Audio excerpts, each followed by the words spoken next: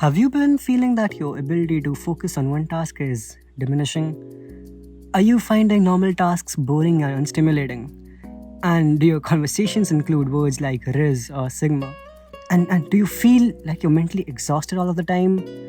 Like you're running out of time? Me too, buddy. Beta, maybe it's because you're always on your damn phone. Well, actually, she's right this time. Just look at the trash garbage content that we consume on a daily basis. Social media is bad, guys. When we scroll through these apps, our mind sends us a quick hit of dopamine, and we get addicted to that feeling. Hey! See, this is exactly what I'm talking about. We can't focus on one particular thing without checking our phone. Surely it wasn't like this always. What changed? What really happened? History lesson! Decades ago, how fast information could move was limited to how fast transport could move. You would only hear about news that personally affected you. Oh, the Britishers raised the taxes again? Curse them! Ah, no. Narayan was lynched at the rally. I remember going to school with him. But what changed all of this was the introduction of telegraph. With the introduction of telegraph, news could be sent from one end of the country to another, and we started hearing about news that didn't really affect us personally, but the phenomenon at that time was fascinating. Over time, what mattered was whether the news was shocking or new.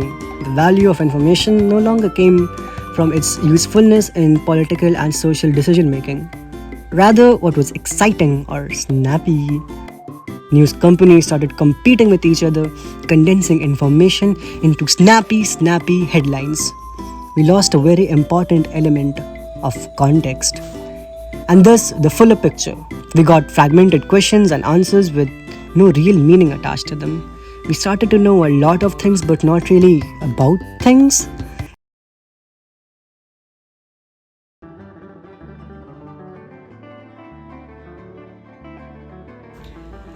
Perhaps the most important change that happened was we started hearing answers to questions absolutely no one had asked.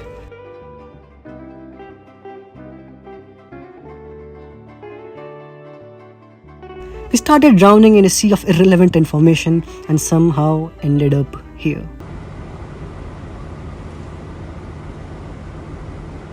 And there's just so much content. Google says that we have created more content in the last 2 years than the entire human history combined. And it's all muddled together. Genuinely important information with meaningless content. I mean, you could watch a video about a genocide followed by a cute cat reel.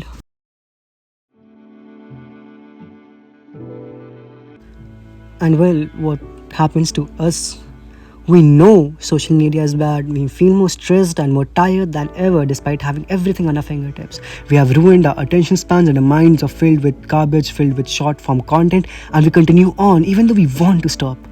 God, we didn't want this. We didn't want any of this. We look back at those days where our father used to get us one piece of candy and we'd be happy for the rest of the day. When we were able to look outside the window and just see and just think and just feel. We crave that feeling. We have the most in our life than we ever did, and yet we feel so much is lost. And we keep asking ourselves, how do we go back?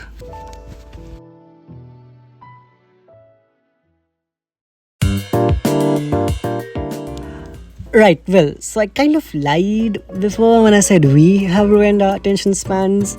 I mean, we've heard that statistic that our attention span is lesser than a goldfish now. So I read some research articles trying to understand the effect of social media on our attention span, and this is where things got interesting. Most articles use that same statistic that came from a Microsoft Canada study in 2015 that says our attention span has reduced from 12 seconds to 8 seconds. Well, remember how I said news companies squished their information into singular headliners for attention? This is an outcome of that.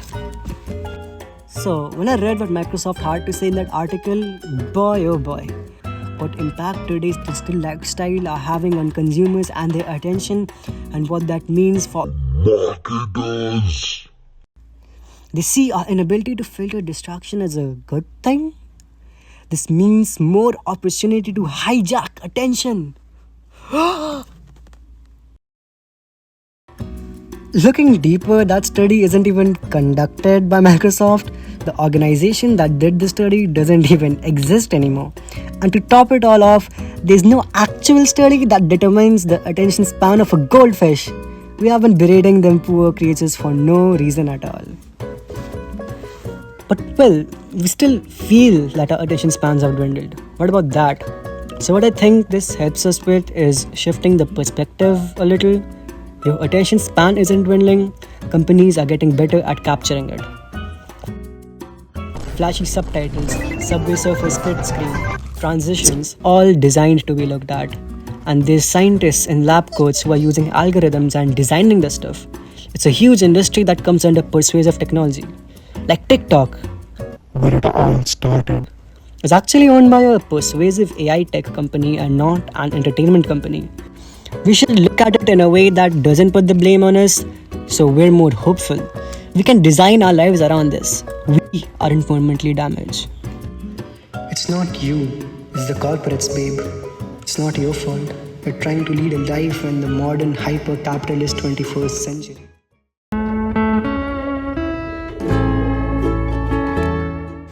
While I didn't find any conclusive evidence about attention spans declining, I found conclusive research about one thing.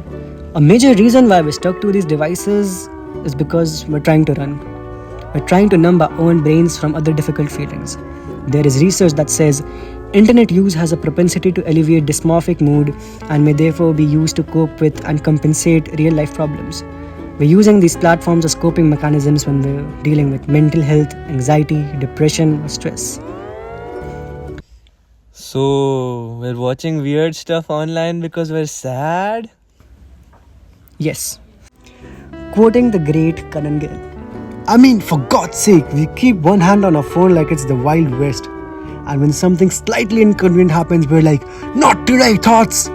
And you're on your phone, which feels like nothing. And whatever was troubling you radiates to this general background of pain and misery for the rest of your life. So maybe it isn't actually addiction, but more of a stress coping mechanism. I'm not going to tell you guys how to do a dopamine detox or reduce your screen time. There's a huge industry telling you to do that. But what this video was meant for was giving you a different way to look at it. Now that you know it's a coping mechanism, maybe we can find better ways to cope with our problems. Or maybe, I don't know, actually confront our problems and sit with our negative thoughts. I know, it's gross, but we have to learn to live like that. We can't keep running forever. It gets exhausting. The solution isn't burying our phones in the ground. It's not in a hut in the middle of the woods. We need to learn to balance. We have to filter out the important things. Now that we know we are not fundamentally broken, we are in control of where our attention goes.